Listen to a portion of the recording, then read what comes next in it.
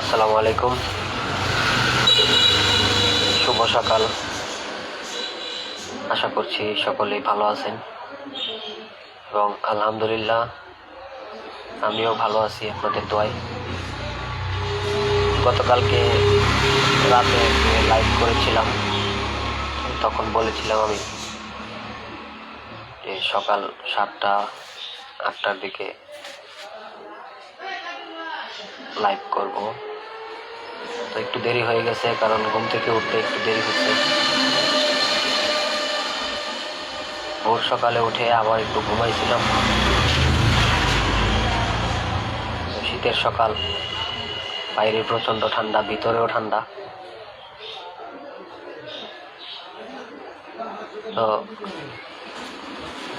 সব মিলিয়ে আমাদের বর্তমান প্রেক্ষাপটে যে পুরাতন কৃষি পদ্ধতি, রাসায়নিক এবং জৈব কৃষি, এই দুইটা পদ্ধতি আমাদের দেশে ফেল। এই দুইটা পদ্ধতি কিন্তু আমরা সফল হই নাই। আর যদি এইভাবে চলতে থাকে তাহলে আজীবনও সফল হওয়ার কোনো সম্ভাবনা নেই। গতকালকে আমি গ্রিন রেভলিউশন নিয়ে আলোচনা করেছি। আজকে আলোচনা করব খুবই সংক্ষিপ্ত এবং জরুরি কিছু বিষয় নিয়ে আলোচনা করব। দেখেন, আমার প্রশ্ন আপনাদের কাছে, এইভাবে আর কত? আমাদের দেশের কৃষক দিন দিন তাদের ঋণের পরিমাণ বাড়তেছে। কোনো কৃষক তো মাথায় হাত দিয়ে বসে আছে, কৃষির কাজ ছেড়ে দিছে। কারণ অধিক মাত্রায় খরচ এবং আশানুরূপ ফলন তারা পাচ্ছে না। এজন্য অনেক কৃষক, বড় বড় কৃষক যারা 2 একর, 3 একর, 5 একর জমি চাষাবাদ করতো, তারা এখন মাত্র 1 বিঘা 2 বিঘা জমিতে নিজের চাহিদা অনুযায়ী শুধু ধান চাষ করছে। আর বাকি জমিগুলা বর্গা দিয়ে রাখছে অথবা জমা দিয়ে রাখছে, অথবা কৃষি জমি বিক্রি করে দিতেছে, নয়তো কৃষি জমি খনন করে পুকুর তৈরি করতেছে। অর্থাৎ এক প্রকারে সকলের কৃষির প্রতি তাদের অনীহা চলে আসছে। এটার কারণ কি? এটার কারণ হচ্ছে অসুরক্ষিত কৃষি ব্যবস্থা। রাসায়নিক কৃষির কথা যদি আমরা বলি, রাসায়নিক কৃষির মাধ্যমে মাটি দিন দিন তার প্রাণ শক্তি হারাচ্ছে। যেমন মাটিতে থাকা অণুজীব, যেই অণুজীব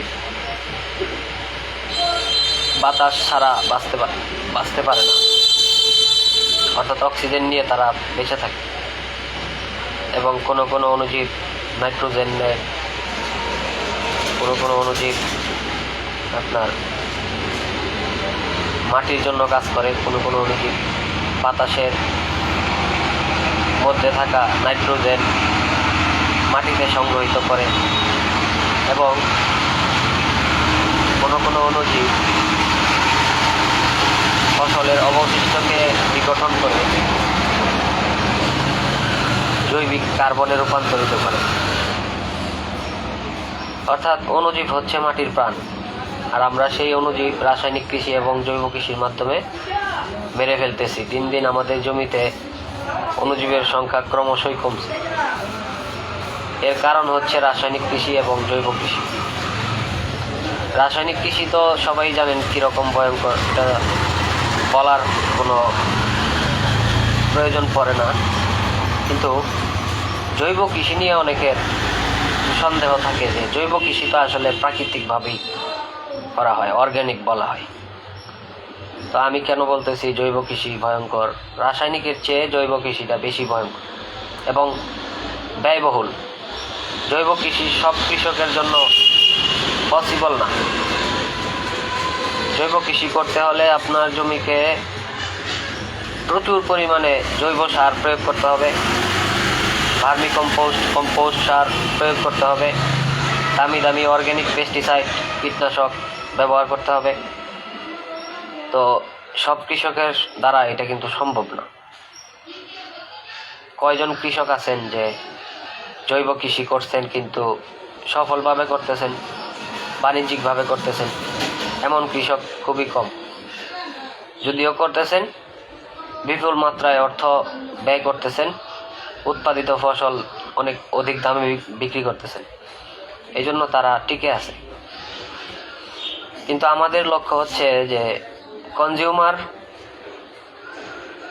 সস্তায় তার প্রয়োজনীয় খাদ্য সামগ্রী কিনতে পারবে, সাধ্যের মধ্যেই থাকবে, এবং কৃষক ন্যূনতম খরচে তার ফলন ঘরে তুলতে পারবে এবং বিক্রি করতে পারবে, এবং কৃষক তার মূল্য পাবে, পরিশ্রমের মূল্যটা কৃষক পাবে। আমাদের লক্ষ্য মূলত এই। আমি 2018 সালে এসপিকে ট্রেনিং নেই 6 দিনের কর্মশালায় আমি অবস্থান করেছিলাম, এবং সেই 6 দিন আমি খুব মনোযোগে এবং আগ্রহের সাথে ওইখানে আমার প্রশিক্ষণ কমপ্লিট করি। দেশে ফিরে এসে আমি প্রতিনিয়ত অনলাইন এবং হোয়াটসঅ্যাপ গ্রুপে গুরুজির আলোচনা শুনি প্রতিদিন, এখনও শুনি, কারণ যত শুনি ততই ভালো লাগে, ততই নতুন কিছু শিখতে পারি। আর শেখার জন্য কোনো বয়সের সীমাবদ্ধতা নেই। উনি এই বয়সে যদি এইরকম একটা উদ্ভাবন করতে পারে নতুন, তো আমরা তো অল্প বয়সের তরুণ যুবক যারা আছি তারা কেন পারবো না? আমার প্রশ্ন হচ্ছে, আমাদের দেশের তরুণ সমাজ এবং যুব সমাজ যদি ইচ্ছা করে তাহলে কি না করতে পারে? সব কিছুই করতে পারে, শুধু দরকার একটু ইচ্ছা শক্তি। এই জন্যই মূলত আমার প্রতিনিয়ত লাইভে আসা। হয়তো এটা সার্থক হবে যদি আপনারা এগিয়ে আসেন। এখানে আমি 3 দিনের ট্রেনিং দিয়ে থাকি। আমার এখানে 3 দিনের প্রশিক্ষণ হয় প্রাকৃতিকভাবে কিভাবে এই ন্যূনতম খরচে অধিক ফলন পাওয়ার যে প্রশিক্ষণ, প্রাকৃতিক SPNF পদ্ধতি, সেই পদ্ধতি সম্পর্কে আমি ধারণা দিয়ে থাকি একেবারে ফ্রি অফ কস্ট, মানে কোনো খরচ নেই।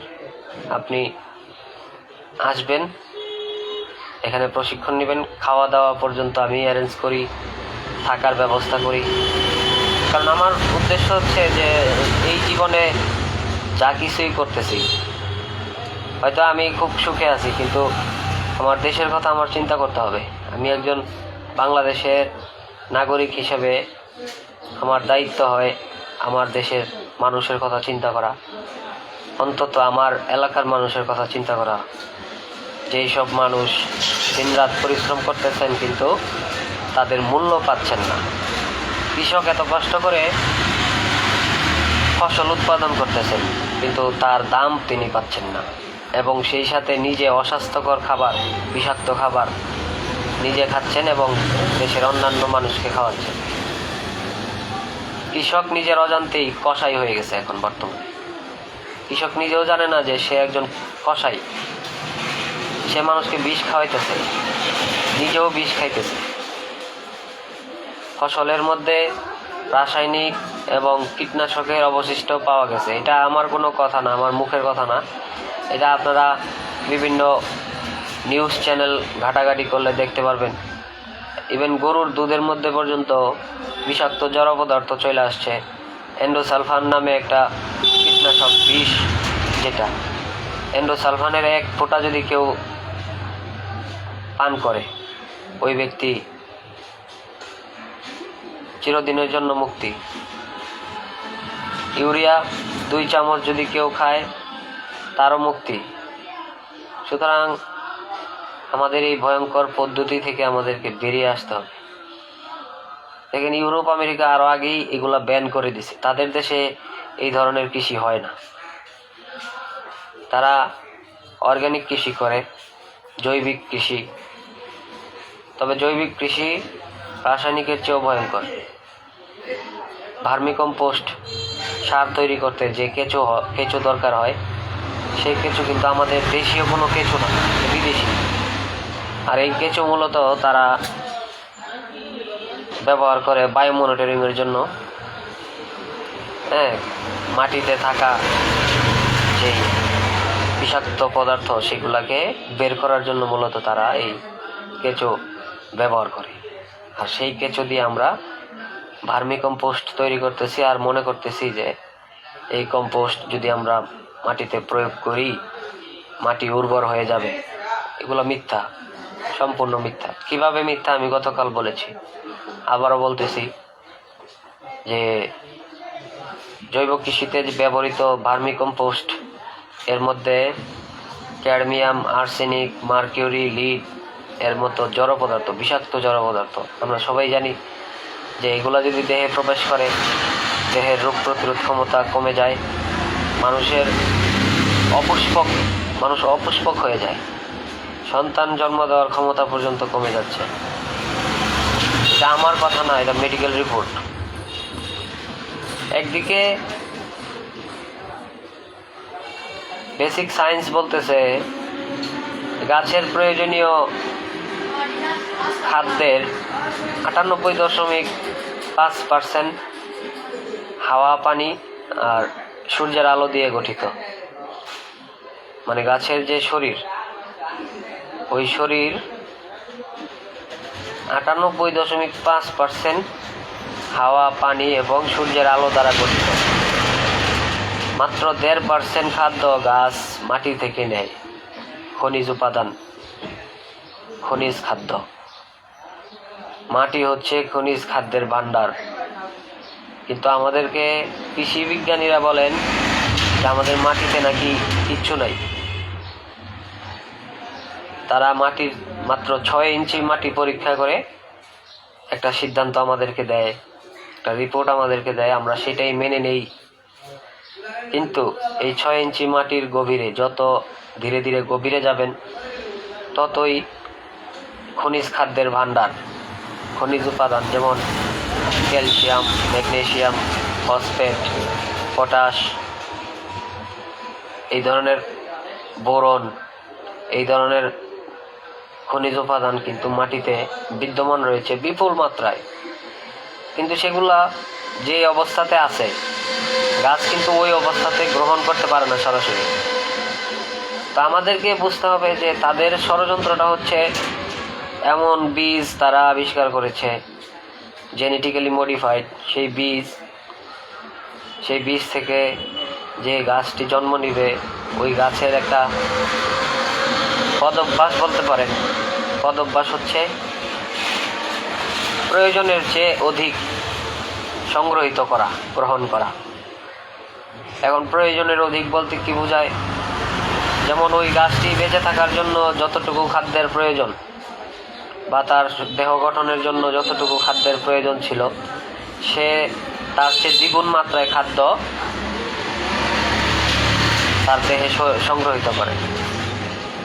অর্থাৎ যখনই আপনি ইউরিয়া সার দিবেন, ইউরিয়া তো নাইট্রোজেনের সরবরাহ করে। এখন নাইট্রোজেন যদি একটা গাছের 10 গ্রাম, মনে করেন যে 10 গ্রাম প্রয়োজন, এখন সে উঠাইতেছে 20 গ্রাম। 10 গ্রাম সে খরচ করলো তার শরীর বিকাশে, দেহ বিকাশে। আর বাকি 10 গ্রাম কি হবে?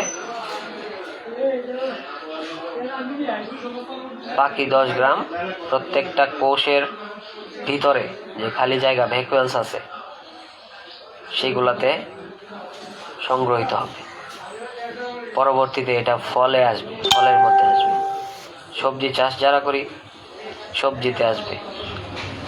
ফল চাষিদের ফলের মধ্যে আসবে, ধান চাষিদের ধানের মধ্যে আসবে। এইভাবে যত ধরনের উৎপাদন আমরা করি, কৃষি উৎপাদন, তো সব কিছুর মধ্যেই এই রাসায়নিক যে সারের অবশিষ্ট, যেমন ইউরিয়ার অবশিষ্ট, নাইট্রেট, নাইট্রোজেনের, যে গাছের জন্য প্রয়োজন হচ্ছে নাইট্রেট, গাছ তো ইউরিয়া হিসেবে নেয় না, নাইট্রোজেন হিসেবে নেয়। নাইট্রোজেনের আবার আরেকটা রূপ আছে নাইট্রেট, ওই রূপেই গাছ সেটা গ্রহণ করে। নাইট্রেট হচ্ছে ভয়ঙ্কর একটি জিনিস, যেটা আপনারা যারা পড়ালেখার সাথে জড়িত আছেন তারা জানেন। নাইট্রেট একটি মারাত্মক জিনিস, যেটা গাছ তার প্রয়োজনের চেয়ে অধিক খাদ্য গ্রহণ করে দেহে সংগ্রহিত করেছে এবং পরবর্তীতে ফলের মধ্যে সেটা সংগ্রহিত হয়েছে। অর্থাৎ আমরা এখন যা খাচ্ছি সবই বিষ, সবকিছুই রাসায়নিক এবং সবকিছুই কীটনাশক। অর্থাৎ একেবারে মরতেছি না, কিন্তু ধীরে ধীরে আমাদের দেহ দুর্বল হচ্ছে, রোগের সংখ্যা বাড়তেছে, অল্প রোগে মানুষ কাতর হয়ে পড়তেছে। এমন অবস্থা হয়েছে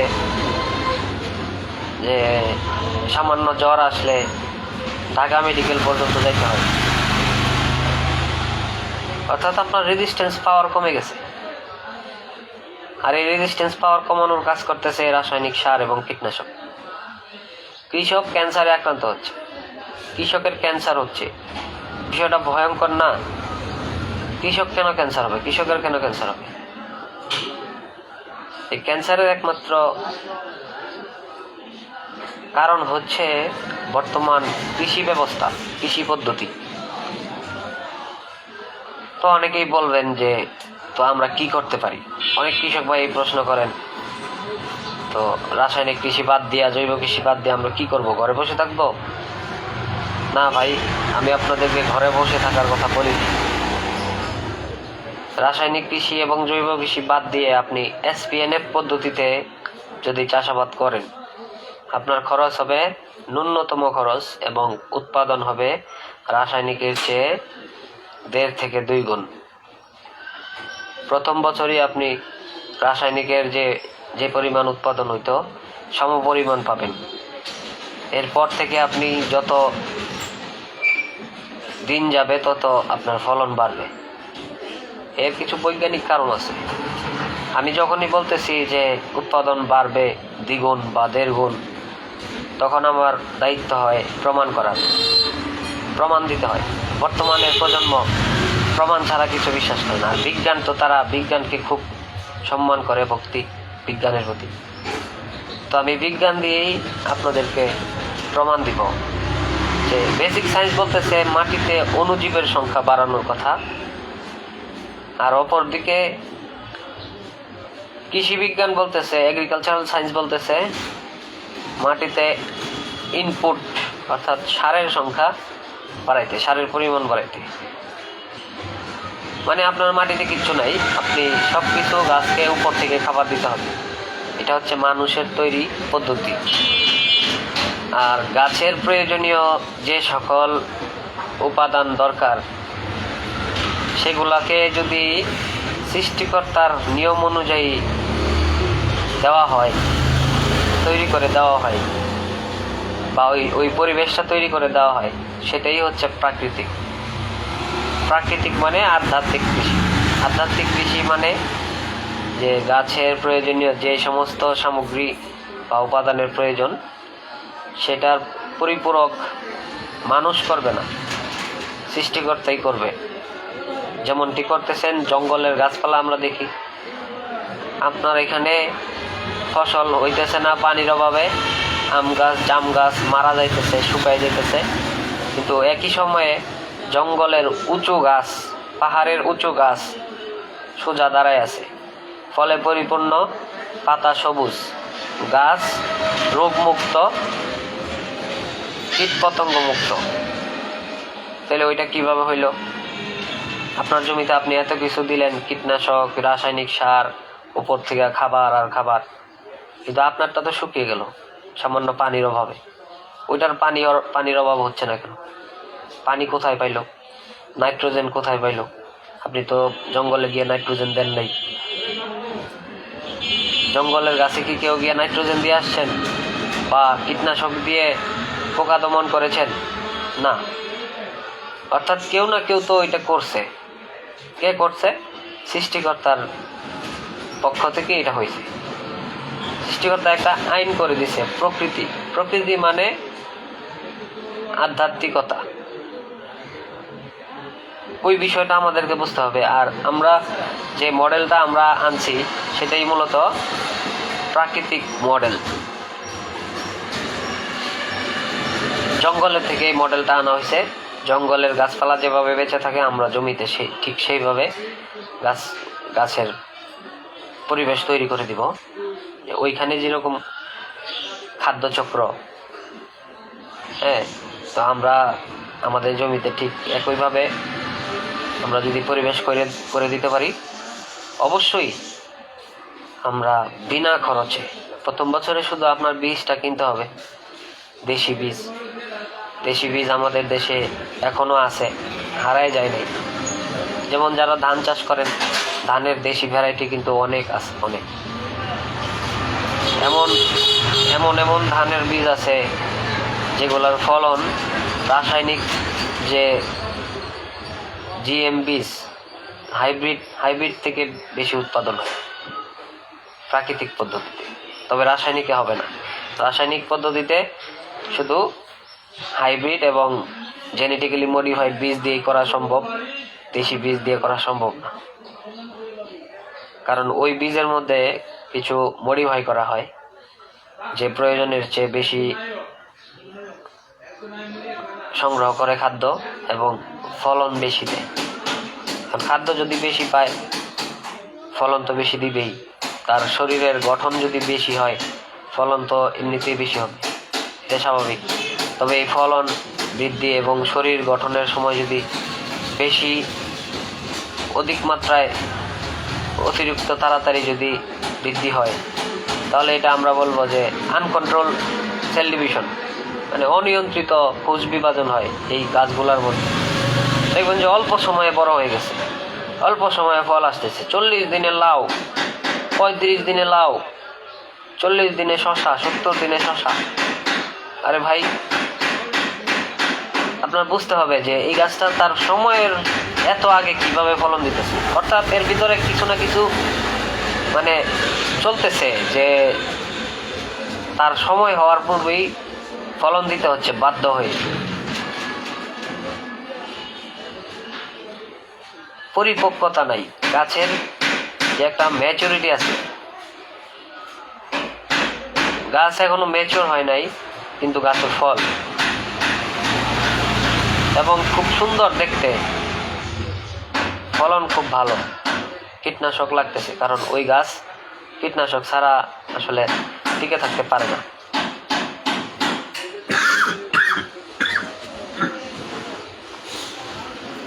ওই গাছে আপনি যদি কীটনাশক প্রয়োজন মতো না দেন, সময় মতো, তাহলে ওই গাছ টিকতে পারবে না। কারণ বিভিন্ন ধরনের পোকা আক্রমণ করে গাছের মধ্যে, ফলের মধ্যে। প্রত্যেকটা গাছের মধ্যে আপনার বিভিন্ন ধরনের পোকা আক্রমণ করে। এর কারণ হচ্ছে গাছ নিজেই সেই পোকাদেরকে ডাকতেছে, বাতাসের মধ্যে সংকেত ছাড়তেছে যে তোমরা আসো, আমার ভিতরে আমার ইচ্ছার বিরুদ্ধে কিছু বিষ ঢুকে গেছে, তোমরা আসো, আইসা আমাকে সাহায্য করো। এই গাছগুলা মূলত পোকাদেরকে আকর্ষণ করে। পাতার মাধ্যমে তারা একটা গন্ধ সংকেত ছাড়ে বাতাসের মধ্যে, কীট পতঙ্গ আকর্ষিত হয়। এবং এমন কীট পতঙ্গ আমরা দেখছি যেগুলা কখনো আমরা বাংলাদেশের মাটিতে দেখি না। মিলিবাগ কিন্তু এই দেশের কোনো পোকা না, কোত্থেকে আসছে আল্লাহ জানে। এগুলাকে ডেকে আনার কাজ এই রাসায়নিক কৃষি করতেছে, জৈব কৃষি করতেছে। অর্থাৎ আমাদের প্রাকৃতিক পদ্ধতিতেই ফিরে আসা উচিত। এবং আমি এখন আপনাদেরকে জীবামৃত কিভাবে তৈরি করতে হয়, জীবামৃতের উপকারিতা কি, আমি বারবারই বলতেছি। জীবামৃত কিন্তু একটা অণুজীবের একটা ভান্ডার। অর্থাৎ মাটিতে যে সমস্ত অণুজীব আমরা মেরে ফেলছি দীর্ঘদিন রাসায়নিক কৃষি করে, কীটনাশক প্রয়োগ করে, ওই অণুজীবগুলো আমরা আবার ফিরিয়ে দিতে হবে মাটিকে। অর্থাৎ মাটিকে উর্বর করতে হলে অণুজীবের সংখ্যা বাড়াতে হবে। সার দিয়ে কোনো লাভ নেই। সার দিয়ে আর 5 বছর কৃষি করতে পারবেন কিনা সন্দেহ। এখনই অনেক অনেক জায়গাতে আমি দেখছি যে সার না আরও কিছু দিয়েও কৃষি হইতেছে না, গাছ বৃদ্ধি পাচ্ছে না, কারণ ওই মাটিতে কার্বন নাই। আর জমিতে কার্বন না থাকা মানে জমি বাঞ্জা। বাঞ্জা বলি আমরা কাকে? আনফার্টিলিটি, মানে ফার্টিলিটি নাই, তার প্রাণ শক্তি নাই, উর্বরতা নাই, অনুর্বর হয়ে গেছে। এর জন্য দায়ী আমরা।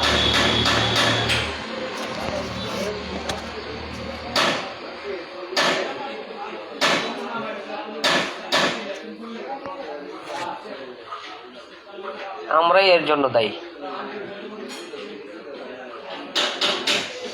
তবে আমরা যা করেছি এতদিন অজান্তে করেছি।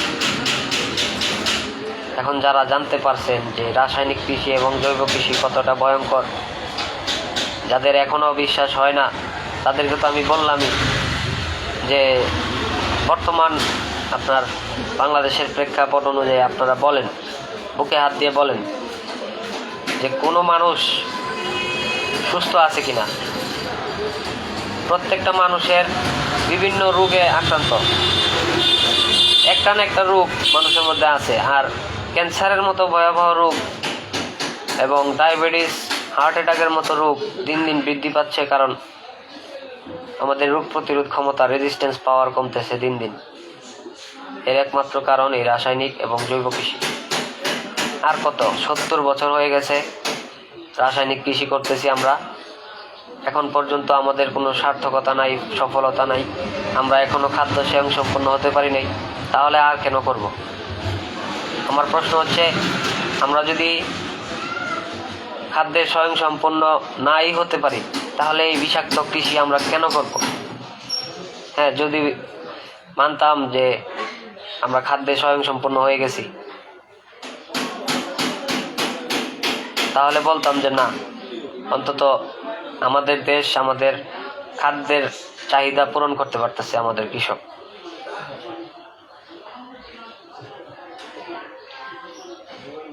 মাসুম ভাই, হ্যাঁ ভালো আছি, আপনি কেমন আছেন? লাইনে থাকেন।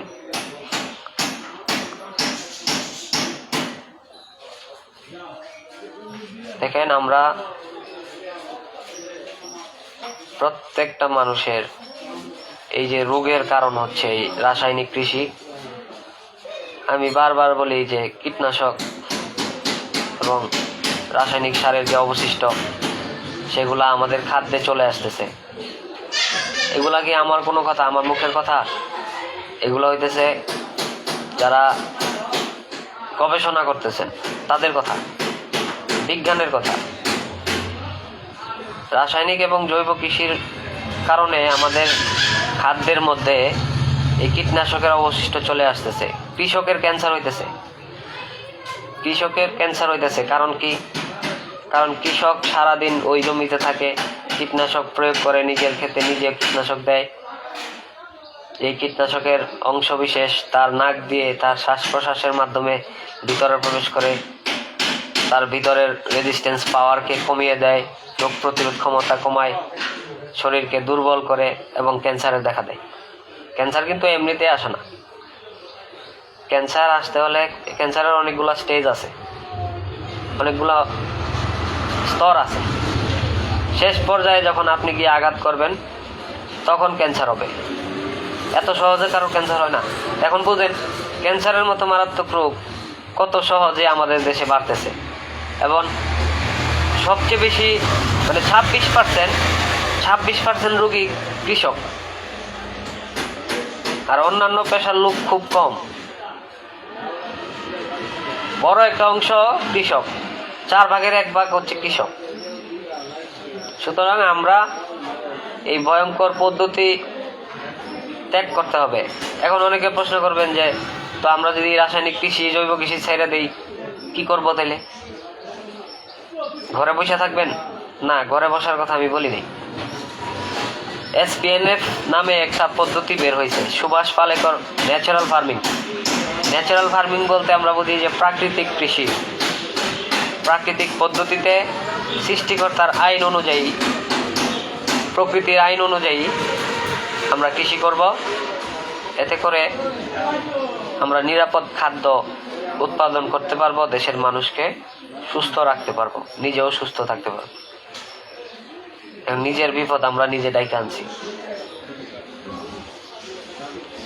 এই জীবামৃত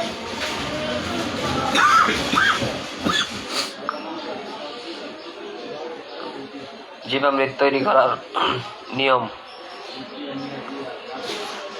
আগেও বলছি, এখনো বলতেছি। প্রতি একর জমির জন্য, 1 একরে আমাদের দেশে 3 বিঘা,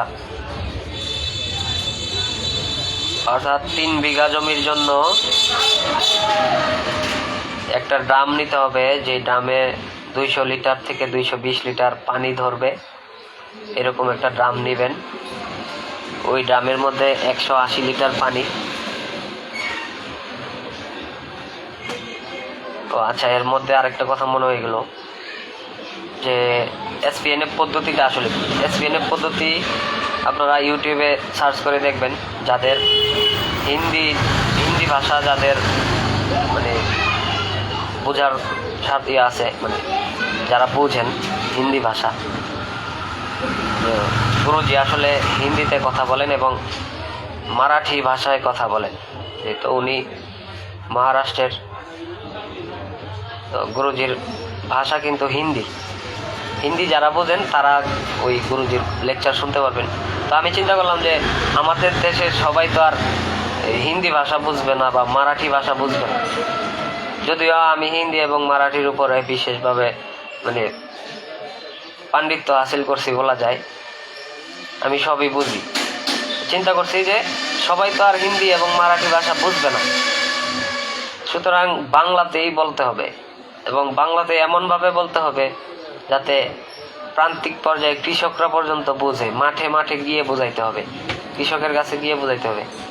আমি এমনটাই করতেছি যে কৃষকের কাছে যাচ্ছি, কৃষকদেরকে একত্রিত করছি, করে এই বিষয়গুলো বলতেছি যে আপনাদের তো খাদ্যে ভেজাল, খাদ্যে বিষাক্ত কৃষি আর কতদিন করবেন। তখন তারা খুব আগ্রহের সাথে শুনতেছে এবং আমাকে জিজ্ঞাসা করতেছে যে তাহলে কি করা যায়। এই যে কি করা যায় প্রশ্ন করাতে কিন্তু তারা একটা উপায় পেয়ে গেল। নরসিংদীতে আমাদের একটা গ্রুপ আছে, প্রায় 40 জন কৃষক সেটাতে যুক্ত হয়েছে। গতকাল আরও 4 জন রেজিস্ট্রেশন করেছে বিনামূল্যে, কোনো পয়সা কড়ি লাগে না। আমাদের গ্রুপে রেজিস্ট্রেশন করতে হলে কোনো পয়সা লাগে না, ট্রেনিং দিতে গেলে কোনো পয়সা লাগে না, একবারে বিনামূল্যে। আমাদের উদ্দেশ্যই হচ্ছে যে আজকের কৃষি পদ্ধতি, বিষাক্ত কৃষি পদ্ধতি, যে কৃষির মাধ্যমে মানুষ ক্যান্সার, ডায়াবেটিস, হার্ট অ্যাটাকের মতো রোগে মারা যাচ্ছে, আপনার আমার তো এইগুলা থেকে বাঁচতে হবে। কোনো ঔষধ আপনাকে বাঁচাতে পারবে না। হার্ট অ্যাটাকের কোনো স্থায়ী কোনো চিকিৎসা নেই, ক্যান্সারের কোনো চিকিৎসাই নেই, ক্যান্সারের কোনো প্রতিষেধক আমাদের দেশে, আমাদের পৃথিবীতেই নেই। সুতরাং আমাদেরকে অবশ্যই এই বিষয়গুলা মাথায় রাখতে হবে। আমরা কিভাবে দেশের মানুষকে সৎ পরামর্শ দেব। আমি খাইলাম, ঘুরলাম, নিজের চলা নিজে চললাম, অন্যের চিন্তা করলাম না, এটা হইল না। সুতরাং সবাইকে এক ধাপ এগিয়ে আসতে হবে। আমরা নীরব আন্দোলন করতেছি, নীরব প্রতিবাদ করতেছি, কারোর সাথে কোনো সংঘর্ষ নাই, কোনো উচ্চ বাক্যে কথা নাই, কোনো প্রতিবাদ নাই, নীরবে। আমি আমার জায়গা থেকে যদি রাসায়নিক কৃষি বাদ দেই, তাহলে কারো বাবার ক্ষমতা নাই যে আমাকে জোর করে রাসায়নিক কৃষি করাবে। বর্তমানে কিন্তু এটাই চলতেছে। যারা বুঝতেছে যে এই রাসায়নিক কৃষি এবং জৈব কৃষি ক্ষতিকর এবং পরিবেশের জন্য তো মারাত্মক ক্ষতিকর, আমাদের পরিবেশের ভারসাম্য নষ্ট হইতেছে এই রাসায়নিক এবং জৈব কৃষির কারণে। কলকারখানার কালো ধোঁয়া এটা তো আছেই, অধিক মাত্রায় কার্বন উৎসর্গ করে। কৃষি জমি থেকেও যে কার্বন নিঃসরিত হয় এর মাত্রা হচ্ছে 40%। সবাই মিলে করতেছে 60%, আর কৃষক একলা করতেছেন 40% কৃষি ব্যবস্থা। অর্থাৎ গ্লোবাল ওয়ার্মিং বাড়তেছে, ক্লাইমেট চেঞ্জ হইতেছে।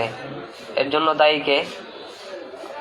কলকারখানা যেমন দায়ী, কৃষকও তেমন দায়ী, আমরাও দায়ী, আমরা যারা উপভোক্তা আছি, কনজিউমার আছি। আমরা যদি বলি যে আমরা নিরাপদ খাদ্য ছাড়া আমরা বাজার থেকে কিছু কিনবো না, আমরা প্রাকৃতিকভাবে উৎপাদিত ফসল ক্রয় করব এবং নিরাপদ খাদ্য গ্রহণ করব, এখন আপনি এই কথা বললে আপনি নিরাপদ খাদ্য পাবেন না। এটা মুখের কথা না যে বললাম আর হয়ে গেল। নিরাপদ খাদ্য আপনি খেতে চাইলে আপনার নিজেকেই উৎপাদন করতে হবে। আমাদের এমনও কৃষক আছে যে সফটওয়্যার ইঞ্জিনিয়ার 22 লাখ 23 লাখ টাকার প্যাকেজ, বছরে বেতন। যখন গুরুজির ওয়ার্কশপে তিনি জয়েন হয়েছেন অনলাইনে, ইউটিউব থেকে ভিডিও দেখছেন, ভিডিও দেখে আগ্রহ তৈরি হয়েছে, তখন উনি গুরুজিকে ফোন করে বলেন যে গুরুজি আমি দেশে ফিরে আসতেছি। কেন? যে আমি এই সফটওয়্যার ইঞ্জিনিয়ারিং বাদ দিয়ে আমি কৃষিকাজ করব।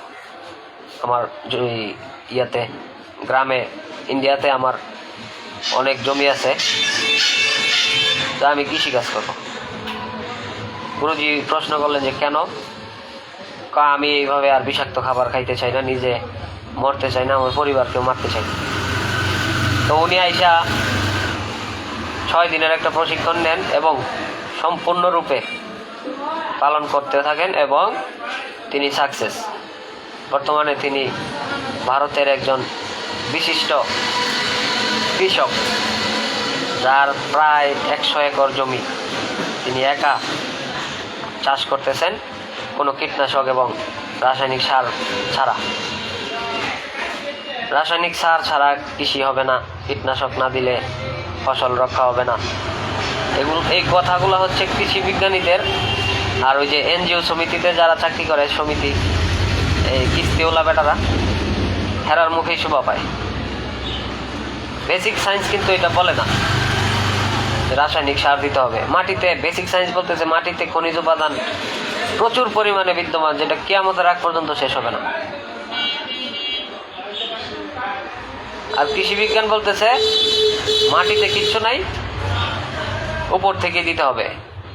তাহলে দুইটা সাংঘর্ষিক, কৃষি বিজ্ঞান এবং বেসিক সায়েন্স, এগ্রিকালচারাল সায়েন্স এবং বেসিক সায়েন্সের মধ্যে সংঘর্ষ হইতেছে সরাসরি।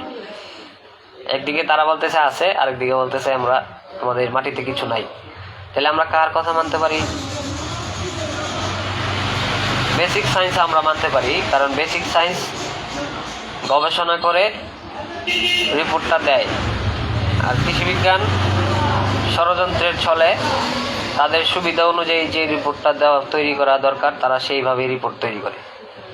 আপনি মাটি পরীক্ষা করার জন্য এগ্রিকালচারাল বিশ্ববিদ্যালয় বা ইনস্টিটিউটে গেলেন, যাওয়ার পরে আপনার মাটি পরীক্ষা করে বলতেছে আপনার মাটিতে এইটা নাই, ওইটা নাই, এই দেন সেই দেন, লম্বা একটা লিস্ট আপনার হাতে ধরাই দিছে। আপনি বাজার থেকে গিয়ে বস্তার পর বস্তা, প্যাকেটের পর প্যাকেট, বোতলের উপর বোতল কিনা টাকা দিয়া, উচিত টাকা দিয়া কিনা বিষ প্রয়োগ করতেছেন মাটিতে। মাটির অবস্থা 12টা বাজাই দিচ্ছেন, মাটিকে বাঞ্জা করে ফেলছেন। মাটি এখন শুধু একটা মৃত পাথরের মতো হয়ে গেছে। অর্থাৎ নিজে থেকে কিছুই হবে না।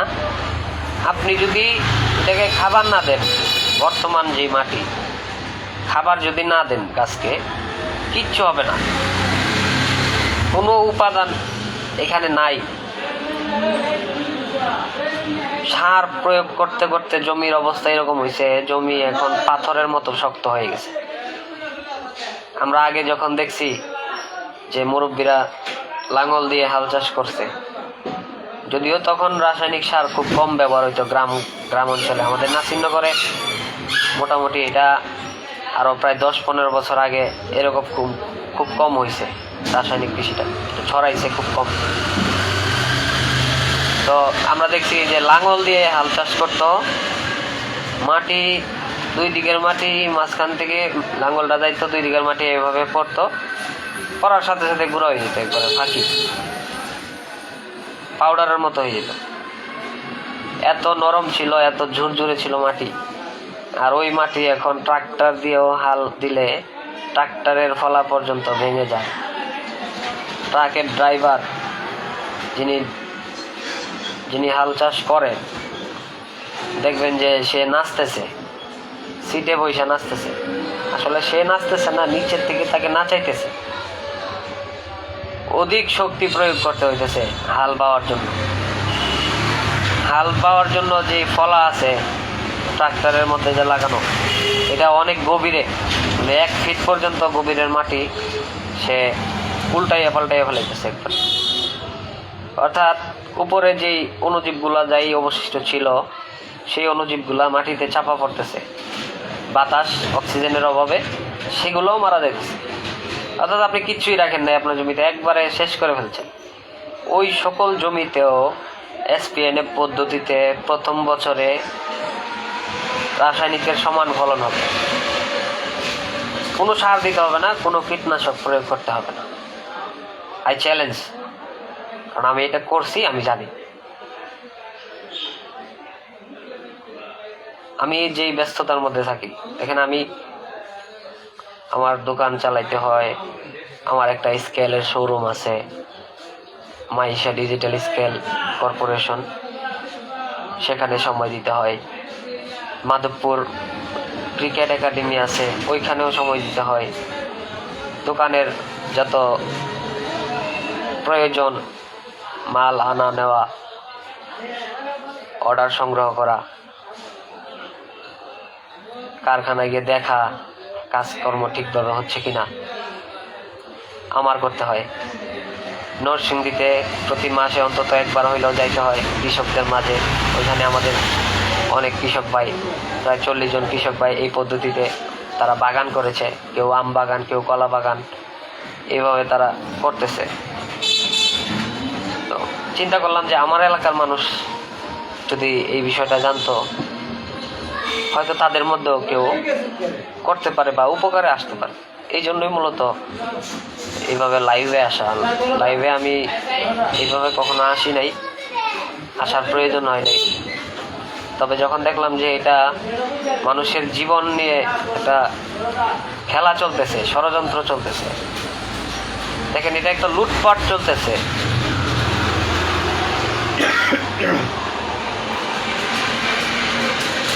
কৃষি বিজ্ঞানীরা আমেরিকার হয়ে দালালি করতেছেন, ওইখান থেকে যা শিখাইছে তাই বলতেছে।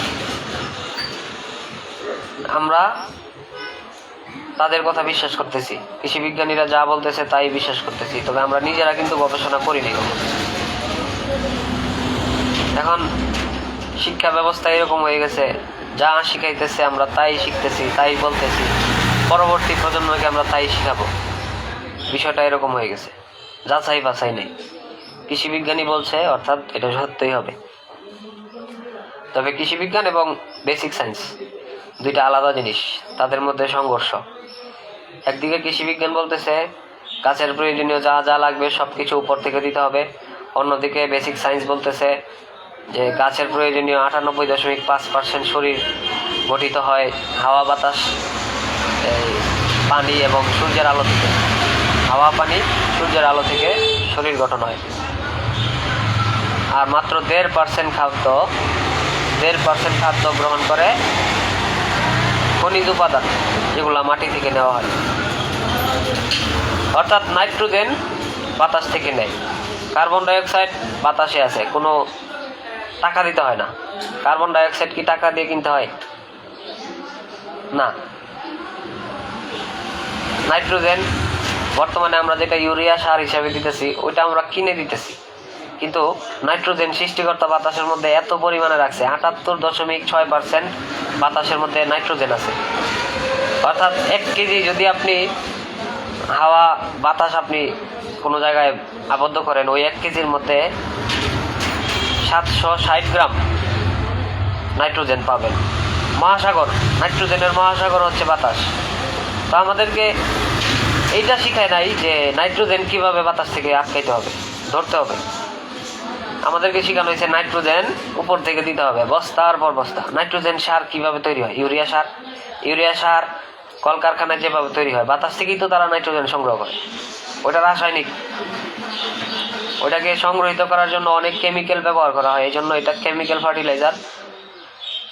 আর বাতাস থেকে যেটা ন্যাচারালভাবে অণুজীবগুলা কালেকশন করে, সেটা হচ্ছে ন্যাচারাল, প্রাকৃতিকভাবে সংগ্রহিত উপাদানই প্রাকৃতিক হয়। আপনি উপর থেকে দিলেন, কলকারখানায় তৈরি ইউরিয়া আইনা দিলেন, এইটা কিন্তু ন্যাচারাল হইল না।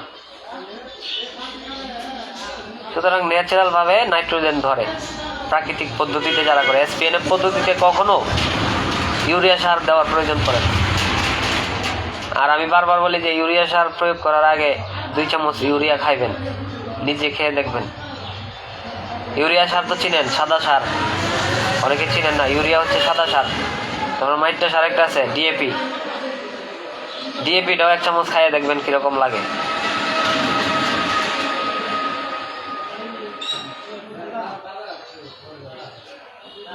কীটনাশক, যে কীটনাশক আপনি লক্ষ লক্ষ মানুষকে, কোটি কোটি মানুষকে খাওয়াইতেছেন, দিন রাত 24 ঘন্টা আমরা খাইতেছি খাদ্যের মাধ্যমে। খাদ্যে কীটনাশক চলে আসছে, এর চেয়ে ভয়ঙ্কর আর কিছু হইতে পারে? আর কত চলবে এইভাবে? আমি এই বছর 3 বিঘা জমিতে ধান চাষ করেছি, কোনো কীটনাশক ব্যবহার করি নাই, কোনো রাসায়নিক সার ব্যবহার করি নাই, সম্পূর্ণ এসপিএনএফ পদ্ধতিতে যা কিছু করার করেছি। বাজার থেকে এই বছর আমার বীজও কিনতে হয় নাই।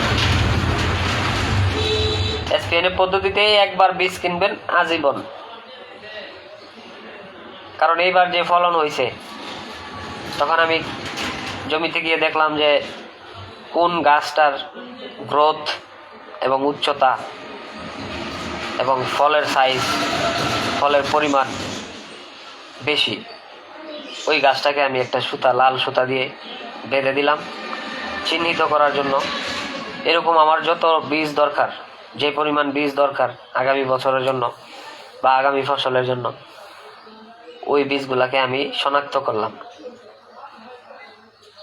তো যেমন আগামীকালকে আমি ক্ষেত কাটা হবে, জমিতে ধান কাটা হবে। তো কাটার আগে আমি, যারা কাটবে, মেশিনে কাটবে, তো তাদের বলে রাখছি যে আমি যাওয়ার আগ পর্যন্ত কিন্তু তোমরা খেতে নামতে পারবো না, ধান কাটতে পারবো না, নিষেধ। আমি এই জমিতে থাকবো, সরাসরি সরজমিনে থাকবো, তারপরে তোমরা ধান কাটবা। এর আগে এই দুঃসাহস দেখায় না যে তুমি নিজে নিজে পণ্ডিতি করবা। কারণ হইল, আমি ওইখানে যাওয়ার পরে যেসব গাছের মধ্যে লাল সুতা দিয়ে চিহ্নিত করে রাখছিলাম, সেই গাছগুলাকে আমি নিজের হাতে কাটবো। কামলার আশা করেন না, কামলার আশা বাদ দেন। কামলারে যদি দায়িত্ব দেয় যে যেটির মধ্যে লাল সুতা বান্ধা ওটি কাটো, সে তো ওটি তো কাটবই। কাজ দেখানোর জন্য, কাজ দেখাবার লেগে লগেরটিও কাটবো, তো দেখেন কতলা কাটছি। সুতরাং অন্যের উপরে কখনো নির্ভরশীল থাকবেন না, নিজের কাজ নিজে করতে হবে। যেহেতু এটা একটা বীজ, আমার আগামী ফসল কিরকম হবে এই বীজের উপর নির্ভরশীল। বীজ ভালো, বীজ ভালো, ফলন ভালো, মা ভালো, সন্তান সুস্থ, মাটি ভালো, ফলন ভালো। এই কথাগুলো মাথায় রাখবেন। মাটিকে কিভাবে উর্বর করবেন ওই চিন্তা করেন। মাটির প্রাণ হচ্ছে অণুজীব। এই অণুজীবকে আমরা পর্যায়ক্রমে যেভাবে মারতেছি, এইগুলো আসলে আমরা ঠিক করতেছি না। মাটির কাজ একবারে শেষ। 2.5% কার্বন থাকার প্রয়োজন একটা জমিতে। যদি 2.5% কার্বন থাকে, তাহলে সেই জমি উর্বর হিসেবে ধরা হয়। বর্তমানের কৃষি জমি যদি আপনি পরীক্ষা করেন, দেখবেন 0.3-তে নাইমা আসছে কার্বন। অর্থাৎ আর 4-5 বছর কৃষি করা সম্ভব। তারপরে ওই জমিতে আর যত কিছুই দেন কোনো কাজ হবে না। 0.3-তে যখন নেমে আসবে তখন ওই জমি আস্তে আস্তে বাঞ্জা হওয়া শুরু হবে। এর 4 বছর পরে যতই সার কীটনাশক প্রয়োগ করেন না কেন ওইখানে কোনো ফসল আপনি পাবেন না। সুতরাং আমরা এই ভয়ঙ্কর, বিষাক্ত এবং ঝুঁকিপূর্ণ পদ্ধতি আমরা ত্যাগ করতে হবে। রাসায়নিক এবং জৈব কৃষি দুইটাই আমাদের জন্য ঝুঁকিপূর্ণ। স্বাস্থ্যের জন্য ঝুঁকি বাড়তেছে এবং আমাদের মাটির ক্ষতি হইতেছে, পরিবেশ দূষিত হইতেছে, বাতাস দূষণ হইতেছে, পানি দূষণ হইতেছে। আমরা আগে দেখতাম যে ধান ক্ষেতের মধ্যে যখন বৃষ্টি হইতো তখন অসংখ্য মাছ থাকতো। যে কোনো ক্ষেত বৃষ্টি হইলেই মাছ দেখতাম আমরা। 2-3 দিন বৃষ্টির 2-3 দিনের মধ্যে আমরা মাছ দেখতে পাইতাম। বর্তমানে কিন্তু সেটা আমরা দেখি না, কারণ রাসায়নিক যে সার এবং কীটনাশকের অবশিষ্ট সেই মাছগুলার ডিম অঙ্কুরিত হতে দেয় না, ডিম ফুটতেই দেয় না। এতটা ভয়ঙ্কর হয়ে গেছে আমাদের এই কৃষি ব্যবস্থা। কৃষক নিজেও জানে না যে সে একজন কসাই, নিজের অজান্তে কসাই হয়ে গেছে। বারবার বলতেছি কৃষক কসাই, দুইটাই ক দিয়ে, কসাইও ক দিয়ে, কৃষক ক দিয়ে, দুজনের মধ্যে কোনো পার্থক্য নেই। কেউ একবারে মারতেছে, কসাই একবারে কোপ দিয়ে মেরে ফেলতেছে, আর কৃষক আস্তে আস্তে টুকরা টুকরা করে পিস পিস করতেছে আর কি।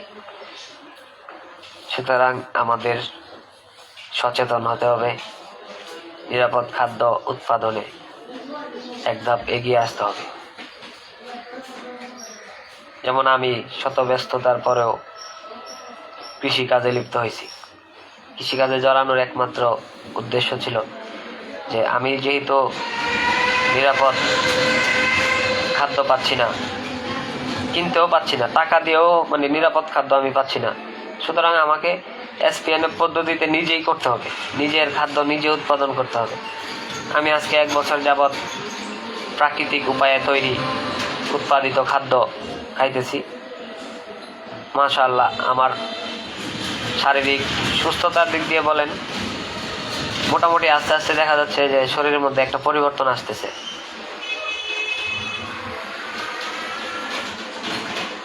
অনেক ধরনের রোগ ছিল, গ্যাস্ট্রিক ছিল আমার, আরও ছোট থেকে গ্যাস্ট্রিক হয়ে গেছে, এখন নাই। আল্লাহর মতে 1 বছর যাবৎ কোনো গ্যাস্ট্রিকের ওষুধ আমার খাইতে হয়নি। হ্যাঁ, মাঝে মাঝে জ্বর ঠান্ডা হয়, কিন্তু এই জন্য আমি ওষুধ খাই না। 2 দিন 1 দিনের মধ্যে আল্লাহর রহমতে ভালো হয়ে যায়। অর্থাৎ আমাদেরকে রেজিস্ট্যান্স পাওয়ার বাড়াতে হবে। আমাদের শরীরের রেজিস্ট্যান্স পাওয়ার যদি বাড়ে তাহলে অটোমেটিক যে কোনো রোগ হোক, জ্বর বলেন, সর্দি বলেন, তারপরে গ্যাস্ট্রিক বলেন, যে কোনো রোগ, আস্তে আস্তে সেই রোগের উপদ্রব কমবে ইনশাল্লাহ। আপনার সবচেয়ে জরুরি হচ্ছে নিরাপদ খাদ্য। তো জীবামৃত কিভাবে তৈরি করতে হয় আমি বলি।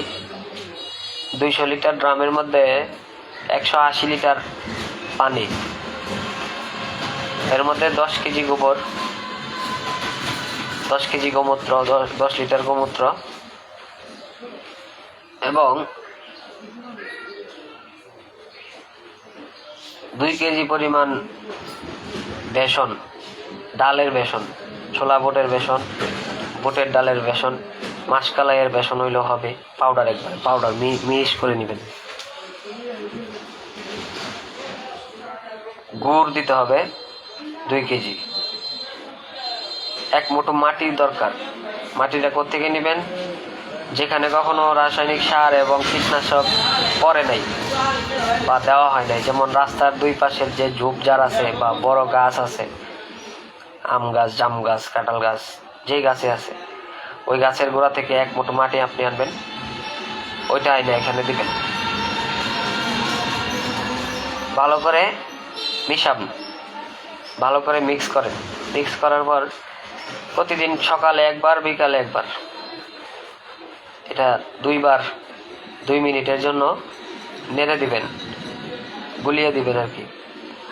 তো এইভাবে, যেমন এটা একটা মনে করেন যে লাঠি, এই লাঠিটা দিয়ে এইভাবে ঘোরাবেন, ঘড়ির কাঁটা যেভাবে ঘোরে সেই মিশ্রণটাকে এইভাবে ঘোরাবেন।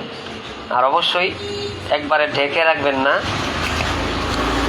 যেমন রাখবেন, ওই পাটের ছলা আছে, পাটের ছলা দিয়ে ড্রামটাকে ঢেকে দিবেন। তা আমি আবারও বলতেছি, 200 লিটার ড্রাম নেবেন, ওই ড্রামের মধ্যে 180 লিটার পানি, 10 কেজি গোবর, 10 লিটার গোমূত্র, 2 কেজি বেসন, 2 কেজি গুড়, আর মাটি নেবেন 1 মুঠো পরিমাণ, 1 মুঠো। এই মুঠের মধ্যে যতটুকু আসে। কোত্থেকে নেবেন? জঙ্গলের মাটি হইলে ভালো, আর যদি জঙ্গলের মাটি না থাকে রাস্তার 2 পাশে যে ঝোপঝাড় আছে ওইখান থেকে 1 মুঠো মাটি নেন, কারণ ওই মাটির মধ্যে অনেক পুরনো অণুজীব থাকে যেগুলো মাটির আমাদের জমির জন্য ভালো। তো এইভাবে নিয়ে আপনি মিক্স করলেন, মিক্স করার পরে 48 ঘন্টা এইভাবে রেখে দিবেন। আমাদের ফার্মেন্টেশন প্রক্রিয়া, কোষ বিভাজন 48 ঘন্টা পরে সফল। অর্থাৎ প্রতি 1 গ্রাম দেশি গাই গরুর গোবরের মধ্যে 300 কোটি অণুজীব থাকে। তাহলে 10 কেজি গোবর আমরা দিলাম, এর মধ্যে 30 লক্ষ কোটি অণুজীব আমরা পাইলাম। থেকে বাড়াইতে বাড়াইতে আমরা ফার্মেন্টেশনের মাধ্যমে এমন মাত্রায় বাড়াইছি যে এখন সুপার কম্পিউটার দিয়ে হিসাব করা সম্ভব না যে কত পরিমাণ বাড়ছে। Computer fail, super computer fail, এত পরিমাণে অণুজীব হয়েছে। এখন আমরা এটা জমিতে প্রয়োগ করলে জমি তার উর্বর শক্তি, প্রাণ শক্তি ফিরে পাবে। এটা এতটা কার্যকরী, আমি নিজে এটাকে দেখছি, ট্রাই করছি, এত কার্যকরী বিশ্বাস করবেন না যদি না করেন। আর এটা করতে কিন্তু তেমন খরচ নেই। 1 কেজি গুড় আর 1 বেসন, এই দুইটাই কিনতে হয় বাজার থেকে, তাও মাসে 1 বার, প্রতি মাসে 1 বার। 3 মাসের ফলন যদি হয় 3 বার কিনতে হবে। আর আমাদের স্পেনের পদ্ধতিতে তো কিছুই কিনতে হয় না, নিজেই উৎপাদন করা হয়। কৃষক তার যে কোনো একটা জমিতে 1 কোণার মধ্যে 4-5টা ক্যান্ডারি আখের গাছ যদি লাগাই রাখে, ওই আখের গাছ থেকে সারা বছর সে আখ পাবে। সারা বছরের যে প্রয়োজনীয়তা নিজেও খাইতে পারবে, জীবামৃত তৈরির জন্য গুঁড়ও তৈরি করতে পারবে। ডাল গাছ তো কৃষক করবেই। প্রত্যেকটা ধান চাষ করার পরে কয়েকদিনের মধ্যে আপনার বড় হয় এরকম ডাল গাছ আছে, যেমন মাসকালাই আছে, তারপরে ছোলাবুট আছে, এই ধরনের আছে, কি বলে মটরশুঁটি আছে, এই ধরনের গাছ যারা চাষ করেন, মানে একটার পর একটা শুধু ধান ধান ধান, সারা বছর খালি ধান, এই পদ্ধতিতে করেন না। এই বছর ধান করলেন, এই 3-4 মাসের মধ্যে মনে করেন যে প্রথম ফসলটা আপনি ধান করলেন, যারা 2 ফসলের জমি বা 3 ফসলের জমি, তো মাঝখানে একটা ডাল চাষ করেন, যে কোনো একটা ডাল চাষ করেন। তো ডাল যখন পরিপক্ক হবে তখন ডালটা আপনি সংগ্রহ করার পর ডাল গাছগুলাকে ওই জমিতে ট্রাক্টর দিয়ে আবার মাটির সাথে মিশিয়ে দেন। দেখবেন যে নাইট্রোজেন, আর কখনো নাইট্রোজেন দিতে হবে না ওই জমিতে। এইভাবে যদি আপনি ধান, তারপরে ধানের পরে ডাল, ডালের পরে আবার ধান, এইভাবে যদি প্রতিনিয়ত করেন তাহলে কিয়ামতের আগ পর্যন্ত কৃষি করতে পারবেন। নাইট্রোজেন বাজার থেকে কিনতে হবে, কোনো সার কিনতে হবে না। মাটিতে বিদ্যমান সব কিছুকে আমরা ব্যবহার করব, সৃষ্টিকর্তার দেওয়া সব কিছু আমরা প্রাকৃতিকভাবে নিব, গাছের প্রয়োজনীয় সব কিছু আমরা সৃষ্টিকর্তার দেওয়া আইন অনুযায়ী গ্রহণ করব। উপর থেকে সার, কীটনাশক এগুলো দিতে হবে না। ওইটার নামই হচ্ছে প্রাকৃতিক কৃষি। প্রাকৃতিক কৃষি বলতে গাছের প্রয়োজনীয় যত কিছু প্রয়োজন, যে সামগ্রীর প্রয়োজন সব কিছুর পরিপূরক সৃষ্টিকর্তা করবে, সব কিছুর পূরণ করবে সৃষ্টিকর্তা। আমি কিছু করব না, কৃষক কিছু করবে না, উদ্যোক্তা কিছু করবে না। ওইটাই হচ্ছে প্রাকৃতিক। আর সৃষ্টিকর্তার আইন আমি সাইডে রাখলাম, নিজে পণ্ডিতি করলাম, এইভাবে আপনি সফল হইতে পারবেন না। হ্যাঁ, আপনি দেখতেছেন যে ফলন হইতেছে, উৎপাদন অনেক হইতেছে, কিন্তু যা হইতেছে সব বিষ। তো 1 কেজি বিষ খাওয়ার চেয়ে 250 গ্রাম মধু খাওয়া ভালো, এটা সবাই জানেন। বিষ কেউ খেতে চায় না। এই যে আমাদের যে এই বছর আমার 3 বিঘা জমিতে যে ধান হয়েছে, আমি নিজেরটা রেখে বাকিগুলো তো বিক্রি করে দিই চাল হিসেবে। আমি কিন্তু চাল বিক্রি করি, ধান বিক্রি করি না। ধান বিক্রি করলে হয়তো 1200-1500 টাকা দিবে, কিন্তু আমাদের কাছ থেকে চাল নেয় 100 টাকার কাছাকাছি প্রতি কেজি পড়ে যায়। তারপরও বলে যে না, আপনাদের কাছ থেকে নিব। আমি আমার গ্রাহকদের চাহিদা পূরণ করতে পারতেছি না, কারণ আমার ওই পরিমাণ জমি নাই। আর এখানে অনেকে জমি জমা দিতে চাইতেছে না, নিজেরা করে। তো যাই হোক, আমি আর তাদের প্রেশার ক্রিয়েট করি নাই, আর আমি ওইরকমভাবে খুঁজিও না, কারণ এত ব্যস্ততার মধ্যে যে 3 বিঘা জমি চাষ করছি, এটা আমার কাছে অনেক বেশি মনে হইতেছে। আমার উদ্দেশ্য ছিল যে শুধু নিজের চাহিদা অনুযায়ী 1 বিঘা জমি করব। পরে যখন দেখলাম যে না, আশপাশের যারা জানতে পারছে যে এরকম করা সম্ভব, অনেক দূর দূরান্ত থেকে মানুষ আমাকে কল দিয়ে বলছে যে ভাই, আপনার এখানে আপনার জমিতে চাষ করা এই ধান থেকে যে চাল উৎপাদন করেন, ওই চাল আমাকে দিবেন, অন্তত 1 বস্তা হইলেও দিবেন। তো 1 বস্তা আমি এই পর্যন্ত কাউকে দিতে পারি নাই, 20 কেজি করে দিতে হয়েছে।